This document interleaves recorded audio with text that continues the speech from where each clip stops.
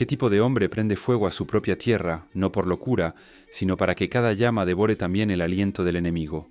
En la primavera de 1462, cuando las aguas del Danubio comenzaron a retroceder y el ejército de Mehmed II avanzó como una marea de hierro, Vlad Tepes no los esperaba en los campos. No había banderas al viento ni tambores de guerra, solo había silencio y cenizas. El sultán no encontraba un reino, sino el cadáver de un reino. Aldeas sin niños, pozos sellados con piedras y cadáveres de animales pudriéndose bajo el sol. El trigo ya no se inclinaba, había sido arrancado de raíz. La tierra, antes fértil, despedía el olor de carne quemada. Quien caminaba por ella no solo sentía hambre, sentía que pisaba un territorio que su propio dueño había maldecido. Vlad sabía que sus hombres, pocos, no podían romper 90.000 cuerpos turcos en una batalla abierta, así que transformó su propia Valaquia en trampa y sentencia. Expulsó familias enteras antes de que la sombra de las lanzas otomanas las alcanzara. A los que no podían huir, los llevaba la espada o el fuego. Las casas y graneros fueron abiertos al viento, solo para que el viento los llevara como ceniza. En una carta enviada a Matías Corvinus, rey de Hungría, no pidió disculpas, no explicó. Escribió como quien describe un acto quirúrgico.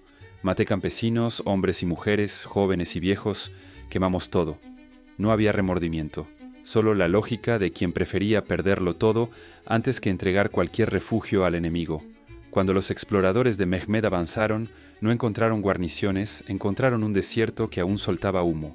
No había pozo que no fuera veneno, no había muro que no escondiera muerte.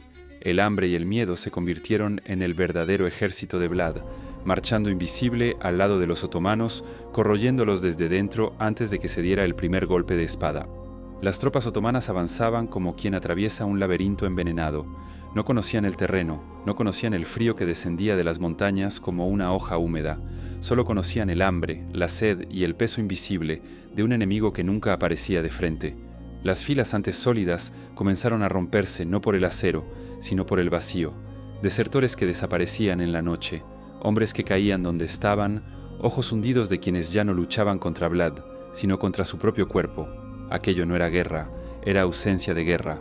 Una destrucción tan meticulosa que parecía no tener fin, sin batalla que resolver, sin victoria que reclamar.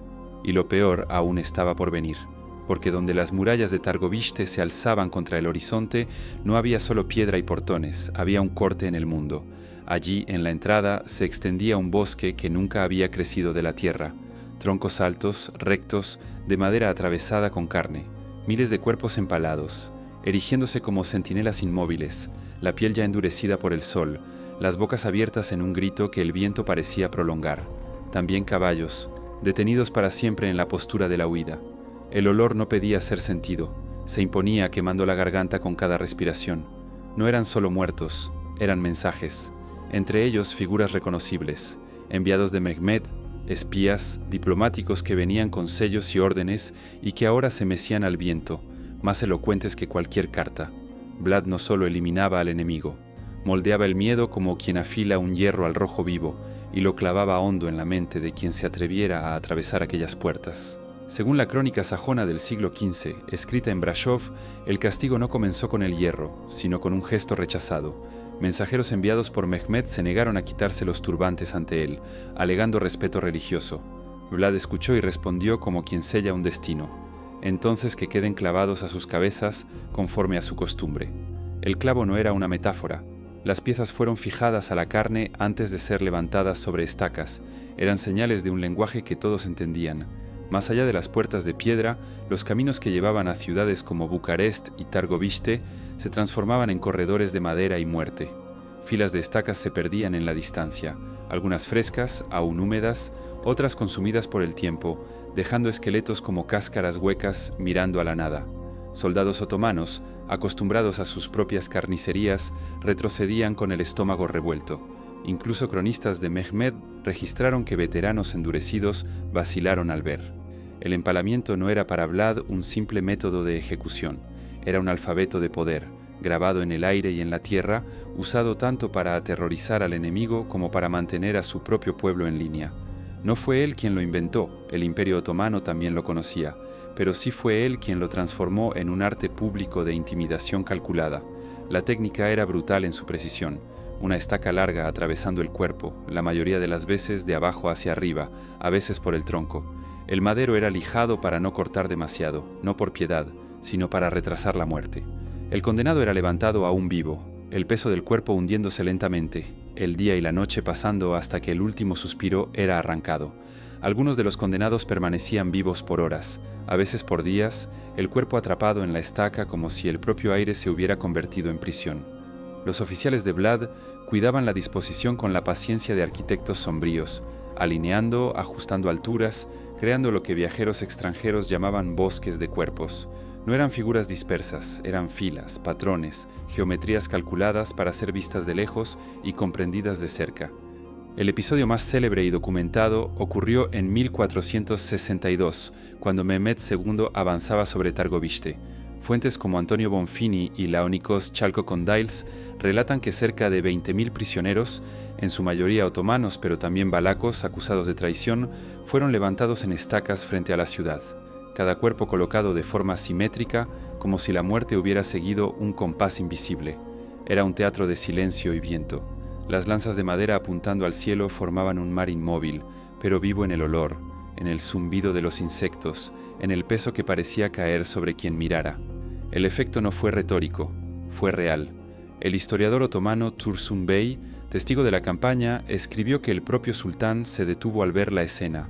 Mehmed, que había hecho de Constantinopla un trofeo, que había marchado sobre murallas, que había visto ríos de sangre, retrocedió por un instante.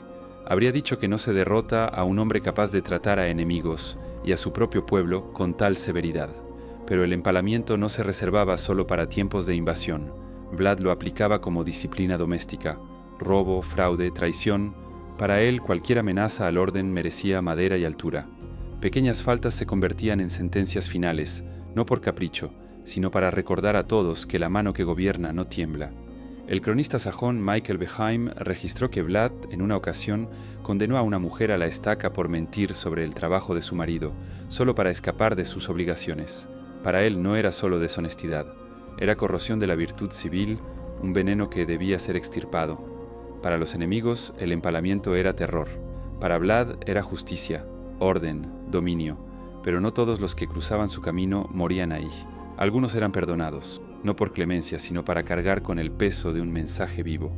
Durante la campaña implacable de 1462, Vlad no se conformó con campos quemados y bosques de estacas. Envió de regreso al sultán prisioneros que ya no eran soldados, sino espectros, ojos vaciados, narices y orejas cortadas, marcas a hierro candente grabadas en la carne, símbolos dibujados sobre la piel como cicatrices de humillación. No improvisación, sino sentencia calculada, moldeada para caminar de vuelta a las filas otomanas y sembrar en ellas el mismo miedo que llevaban en el cuerpo.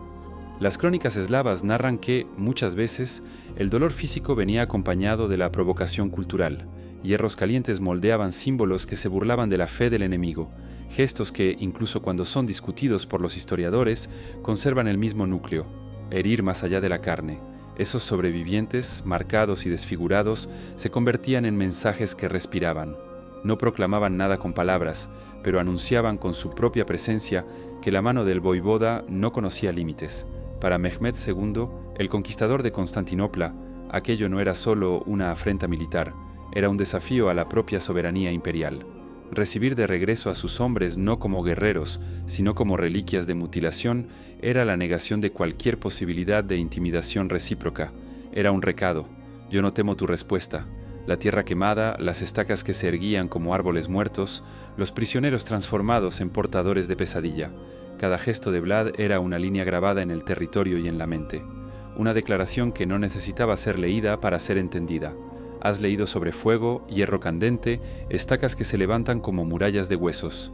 Pero lo que Vlad dejó no fue historia, fue una advertencia. Quien no entiende, repite. Quien retrocede, sangra. Puedes reír ahora, decir que es pasado, que esos métodos murieron con él, pero los pozos todavía están ahí, oscuros, esperando. No necesitas escucharme a mí, necesitas escuchar lo que susurra dentro de ti. Mírate en el espejo. Pregunta si tendrías estómago para atravesar un campo como ese. Si no lo tienes, entiende. El próximo campo es el tuyo. Comenta. Yo mando sin decir nada. Quien conoce la contraseña, cruza. Quien no la conoce, vuelve a la hoguera. Si aguantaste hasta aquí, soportas lo que viene después. Nos vemos ahí, en silencio.